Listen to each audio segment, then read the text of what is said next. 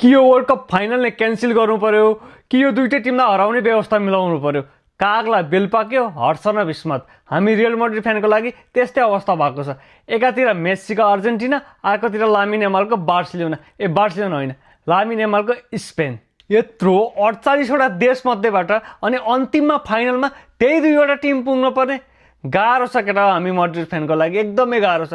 विगत 2-3 वर्षदेखि खुसी भनेर फुटबलबाट कहिल्यै मिलेको छैन। खुसी भन्ने शब्द फुटबलबाट कहिल्यै पनि मिलेको छैन। यदि अर्जेन्टिनाले जितिहाल्यो भने अब के हुन्छ भन्ने त तिमीहरूलाई थाहा नै छ। एउटा वर्ल्ड कप जित्दा त त्यस्तो थियो, अब दुईवटा लगातार जित्दा त अब बाहिर मुख देखाएर हिँड्ने साध्यै छैन। अनि रह्यो त स्पेनले जितिहाल्यो भने अब यो 4 वर्ष एउटै कुरा सुन्नुपर्छ हामीले, बार्सिलोनाको टिममा 8वटा वर्ल्ड कप विनर प्लेयर छन् भनेर। कसले जित्ने, कसलाई जिताउने केटा हो, कसलाई हराउने? उनीहरूको लागि दुवै हातमा लड्डु छ अनि हाम्रो लागि आलु, दुवै हातमा आलु।